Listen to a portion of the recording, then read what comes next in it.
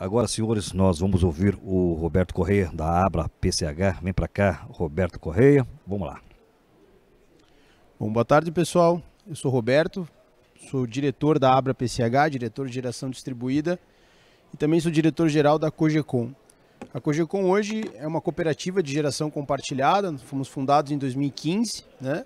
E trabalhamos exclusivamente com geração distribuída compartilhada, né? Hoje nós somos a maior cooperativa de GD do país, temos mais de 100 megawatts de potência instalada, todos em geração compartilhada. Atendemos mais de 12 mil unidades consumidoras e estamos em 7 estados da federação. Basicamente a gente nasceu no sul, eu sou de Curitiba, e o sul é um estado que tem uma característica bastante hidráulica, né? A gente tem uma cultura hidrelétrica. A gente acabou se aproximando bastante com a GD hidráulica, né? Porém, hoje, nosso portfólio de geração ele engloba todas as fontes de geração, não somente a hidráulica. Porém, hoje estou falando aqui pela Abra PCH, ok?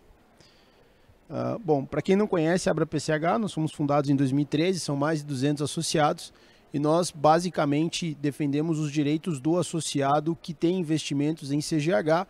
Mas traduzindo isso aqui, no final das contas, a gente acaba falando de geração compartilhada remota, né? Onde a geração ela não está próxima à carga, porque é muito difícil você ter uma central geradora hidráulica em que a geração e a carga sejam locais, né? Então, no final das contas, eu vou fazer uma apresentação aqui falando da questão regulatória. É muito difícil a gente sair desse tema, porque é o que está todo mundo querendo saber, etc. e tal, então não tem como a gente se distanciar muito disso. Então eu vou focar aqui em demonstrar quais foram os benefícios que a gente conseguiu ao longo desse período, desde a 482, 687, depois PL 5829, agora 14300, buscando trazer, né, benefícios para todo o setor, né? Então, algumas discrepâncias que a 482 ela tinha, a gente conseguiu melhorar algumas coisas aqui na 14300, a gente concorda que não ficou perfeito, porém houve sim um aprimoramento, né? E falar um pouco desse bastidor aí que acaba acontecendo. Então, essa aqui é um sumário, né? O resumo das principais alterações implementadas pela lei. Os artigos passam a valer 180 dias depois, isso não aconteceu, né? E a valorização dos tributos de composição da tarifa de geração distribuída. Esse é um ponto que é extremamente delicado para quem tem geração remota, né? Porque se você pensar que você tem geração local, você não usa a rede, legal, não tem problema, eu não vou usar a rede mesmo, então se tem um custo de rede que vai ser atribuído lá na frente, que hoje acaba sendo um subsídio, para aquele que tem geração local não é tão impactado, só vai ter impacto quando consumir o crédito que injetou. Mas aquele que vive da rede, aquele que tem a geração remota, como é o caso das CGHs, né, porque a usina não consegue se mexer assim como a geração solar, né? O uso do fio, os atributos são bastante importantes, né? Então a gente acaba tendo essa situação como uma das situações mais difíceis que foi na discussão da 14300, e ele acabou inclusive não sendo debatido naquele ponto, né? Porque tem lá o item da lei que fala que a questão dos atributos vai ser discutido posteriormente, e agora é o que está acontecendo, né? Aqui são alguns dos pontos principais que a gente tratou durante a revisão da 14300, né? Um dos pontos aqui que foi bem interessante foi fazer uma separação de geração despachável e não despachável, para que a gente consiga ter aqui um início de reconhecimento dos atributos, né? Porque um dos atributos das CGHs e de outras usinas que têm capacidade de armazenar energia é a modulação da carga, né? Então, se você lembrar lá na 482, você não tinha essa condição de modular a carga. Agora, com a 14300, você passa a ter uma divisão de usinas despacháveis e não despacháveis, onde o conceito de despachabilidade é modulação de carga. Então, a partir daqui, você começa a criar um cenário onde você vai conseguir valorar algum atributo por despachabilidade. Isso com certeza vai acontecer quando a gente falar de valoração de atributos. Então, esse foi um dos pontos que a gente começou a introduzir o ponto de valoração de atributos e que deixou, de certa forma, o mercado um pouco mais facilitado para a gente conseguir trazer isso. Outro ponto são regras claras de solicitação de acesso com prazos factíveis Vamos lembrar aqui que a gente tinha prazos de 120 dias para conexão de usinas de mini geração. Então você tinha uma usina lá de 5 megawatts de potência, 120 dias para fazer a obra. Pode ser que a concessionária te desse um prazo um pouco mais alongado, mas ficava a critério dela prorrogar esse prazo, né? E você ficava com uma baita dor de barriga, porque se ela não renovasse teu prazo, eventualmente você tinha que pedir outro parecer de acesso, não tinha aquele ponto de conexão garantido, etc e tal. Então hoje a gente colocou prazos factíveis, então hoje você tem prazo de até 30 meses para conexão de alguns tipos de usina, no caso das despacháveis, né? Por conta de dificuldade de conexão. Você tem uma CGH, algumas usinas que ficam mais longe, 20, 30 quilômetros de conexão, você de fato precisa de um prazo um pouco maior para fazer essa conexão. Então isso a gente trouxe para a lei também, para tirar um pouco dessa incerteza do investidor que estava na mão da distribuidora. Não vou dizer que está perfeito, não vou dizer que ainda não está na mão da distribuidora, porém hoje a gente tem artifícios mais fortes para brigar, se precisar, né? Garantia fiel para todos, exceção cooperativas e consórcios, né? Isso aqui a gente conseguiu deixar de fora, cooperativas e consórcios, por justificar a agência que de fato, quando você tem uma cooperativa, um consórcio como titular dessa UC, de certa forma você está fazendo um trabalho de auditoria de que aquela energia é firme, que ela tem intenção de fato de ocorrer e que você não está comercializando um parecer de acesso. Então, por conta disso, né, a gente conseguiu tirar essa questão da garantia fiel. Compensação de permissionário em concessionário, isso aqui foi espetacular e é um grande problema das CGHs, por quê? Porque a CGH não se mexe, ela não consegue estar na área de concessão da permissionária que tem mercado para atender. Então, de certa forma, você precisa ter essa modulação, porque senão você tira toda a viabilidade de um mercado de permissionária, onde a energia é mais barata, onde não tem consumidor. Então, conseguir fazer isso foi muito importante para nós, e nós, como Cogecon, falando um pouquinho agora da Cogecon, nós somos a primeira cooperativa do Brasil que está fazendo compensação de permissionária em concessionária. Então, a ANEEL ela escolheu uma usina para fazer esse piloto, e hoje a gente está fazendo de uma usina no Rio Grande do Sul, né, que já está fazendo essa portabilidade da energia, gerando numa permissionária e compensando numa concessionária. Isso aqui está acontecendo já, tá? Contratação de demanda de geração e consumo, isso é uma outra coisa extremamente importante que a gente conseguiu trazer, porque basicamente o que acontece? Se você tem uma fotovoltaica de 5 mega, poxa, a demanda contratada dessa usina joga o resultado dela lá para baixo, porque o custo fixo dela fica lá em cima quando você tem uma demanda contratada de 5 mega. Tem lugar aí que a demanda custa 30, 40 reais o quilowatt, então você acaba tendo um custo fixo altíssimo e não faz sentido, né? Você tem uma unidade geradora pagando uma demanda de consumo altíssima. Então, essa divisão aqui é um critério lógico que passou a ser adotado, né? E agora espero que nas próximas revisões tarifárias isso passe a acontecer. Regra de transição, né, 2045 para solicitações de acesso, isso foi algo bastante importante.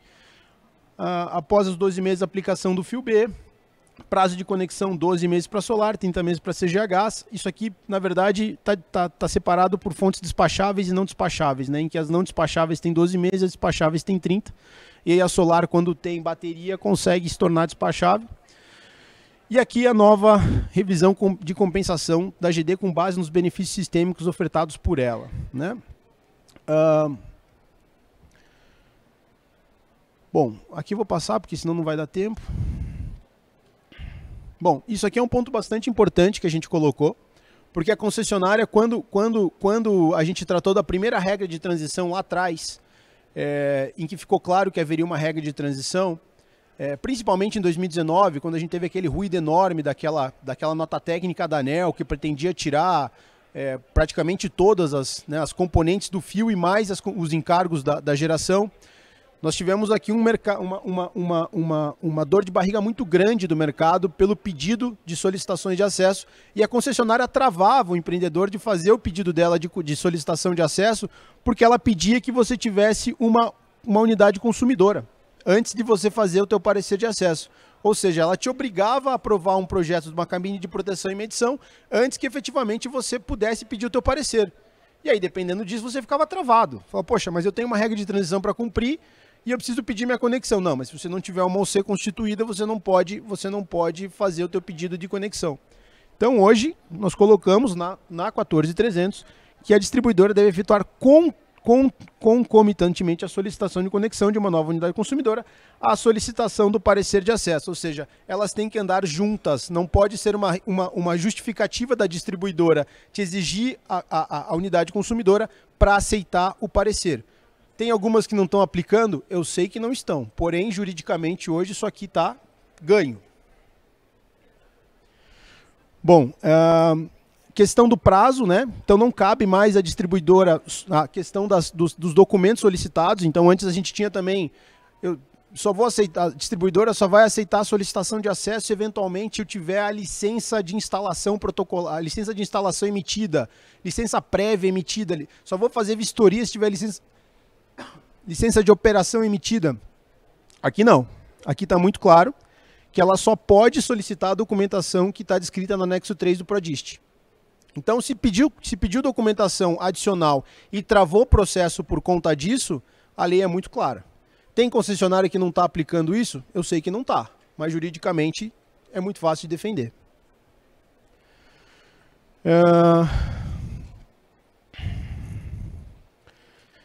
Outro ponto aqui que é bastante importante é a questão da prorrogação do prazo de conexão. Antes, não haviam regras claras em relação a como que a gente consegue prorrogar esse prazo de conexão. Agora, e ficava a critério da concessionária fazer isso. Agora nós temos que basta que a gente comprove a evolução do licenciamento ou das obras de implantação da usina, que a concessionária obrigatoriamente tem que renovar o prazo do parecer de acesso. Tá? Então a gente hoje tem regras claras e não depende dela, né, facultar se tem que fazer X, Y, Z. Não. Demonstrei para você, você é obrigado a prorrogar meu prazo do parecer de acesso. Tá? Bom, aqui é a regra do fiel cumprimento de conexão. Né? Isso aqui vai acontecer. Tá? Tem muita gente que eu escuto falar que não vai ser cobrado, etc. e tal, e, portanto, pede o parecer em nome de um titular sem olhar isso. Mas isso vai acontecer, tá? Isso, acredito aí que a ANEEL realmente demorou para regulamentar isso, mas agora que ela vai regulamentar no início do ano que vem ou até o final do ano que vem, isso vai acontecer. Então serve como alerta, porque cedo ou tarde essas garantias elas vão começar a ser cobradas. Aí esse artigo aqui é importante que ele é atemporal, tá? Então assim, para aqueles que já têm parecer de acesso, vai ser cobrada a garantia também. Tá? Então a condição para você não ter que pagar a garantia é eventualmente você realizar a tua conexão.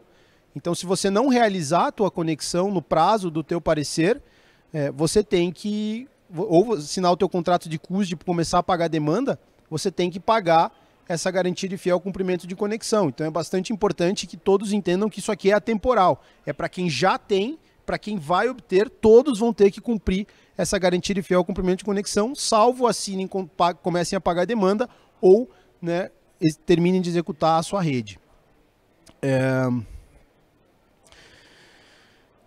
Bom, isso aqui eu vou pular. Bom, isso aqui é um resumo da aplicação do fio, né, do fio B, após a mudança da lei, né, ou seja, a partir do dia 7 de janeiro de 23, salvo a gente consiga postergar isso. A realidade hoje é que o fio B tem esse custo percentual sobre a tarifa das concessionárias. Então, se você eventualmente tem ali uma usina, por exemplo, na Light do Rio de Janeiro, o fio B hoje na Light do Rio de Janeiro custa 20,7%.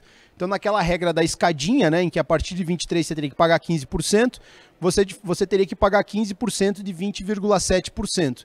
Esse seria o teu impacto no primeiro ano. E aí no segundo ano, 24%, 30%, 45%, 60% e por aí vai, né? Então isso aqui, cada concessionária tem o seu custo do fio B. Isso aqui é um resumo das principais concessionárias, tá? Isso aqui, eu vou terminar com isso aqui porque está acabando o meu tempo.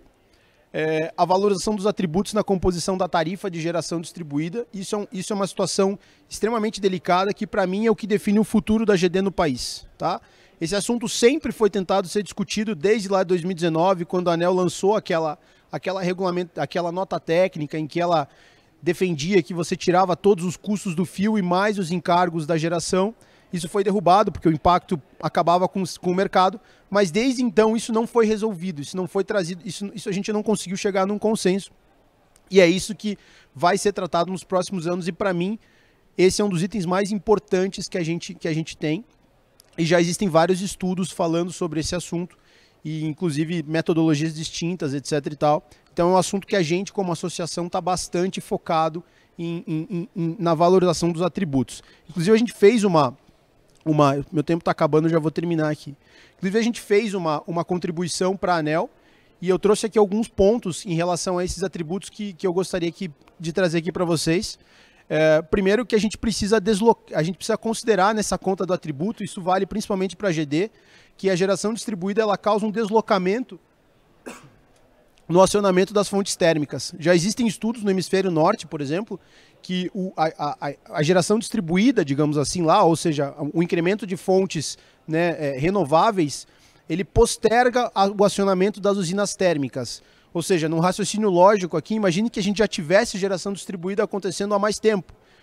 O que nós não conseguiríamos ter postergado em termos de necessidade da bandeira preta, né, que nós tivemos aí, e necessidade de acionamento de térmicas mais caras. Então, se a gente tiver realmente um mercado de GD crescendo abundantemente como está crescendo, e como o Everton falou, é um mercado ainda muito pequeno. Imagine se a gente tivesse 3 vezes essa potência. Será que seria necessário ter bandeira preta? Então a gente precisa considerar o benefício que a GD traz, não somente pelo que ela traz de energia em si, mas pelo custo que ela evita de fontes térmicas, de fontes fósseis e outras fontes. Outra questão é do sinal locacional, né? Hoje em dia, a GD está pulverizada. Então a gente tem 15 GB, como foi mostrado aqui, de geração. Nós temos mais de uma Itaipu pulverizado pelo país e próximo das fontes de consumo. Isso faz com que o sinal locacional, ou seja, o nível de tensão naquelas localidades, ele se torne estável, porque à medida que você transporta energia por um período, por uma distância menor, você faz com que efetivamente você tenha um número menor de perdas, né? Então isso precisa ser considerado. Quando você tem uma usina no final de uma linha, por exemplo, uma CGH, você equilibra toda a tensão daquele sistema, e a energia que precisava sair de 30 quilômetros de uma outra usina, ela passa a sair de 500 metros, 2 quilômetros, estabiliza todo o sistema, diminui quedas, diminui perdas. Isso faz uma diferença muito grande, isso tem que ser considerado no cálculo. A ANEEL tem capacidade de fazer esse cálculo do sinal locacional. Tá? Último. A outra questão que a GD traz são os desinvestimentos no setor. Vamos imaginar aqui que se a gente tivesse que investir esses 15 GB, nós teríamos que construir mais uma Itaipu financiado pelo governo e pago por nós na conta. Então a GD traz isso através de investimentos da iniciativa privada com muito pouco dinheiro, né, do governo.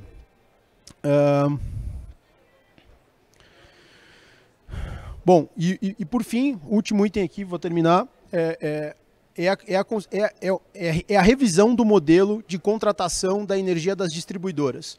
Hoje, quando uma distribuidora faz o plano quinquenal, né, de consumo de energia, ela considera o aumento do consumo que ela vai ter nos próximos anos, baseado no crescimento regional daquele estado. Só que ela não considera a geração distribuída como um incremento de geração nesse mercado. Ou seja, a geração distribuída é uma geração que entra adicionalmente. Como ela entra adicionalmente, você deixa de consumir aquela energia que foi contratada. Mas aquela energia que foi contratada tem que ser paga. Então, como ela sobrou, você paga ela de volta e, de fato, você causa um aumento no custo da energia elétrica, porque você tem que pagar uma energia que você não usou, porque a GD compensou ela. Então, a gente precisa revisar esse modelo das distribuidoras de compra de energia para que, de fato, a GD passe a ser mais efetiva nisso, ou mais efetiva não, passe a ser representativa, para que, de fato, a gente tenha o ganho efetivo na conta dos consumidores. Tá? Então, pessoal, obrigado, o tempo é curto aqui. Deixe meus contatos, deixe meu e-mail, tá? Valeu!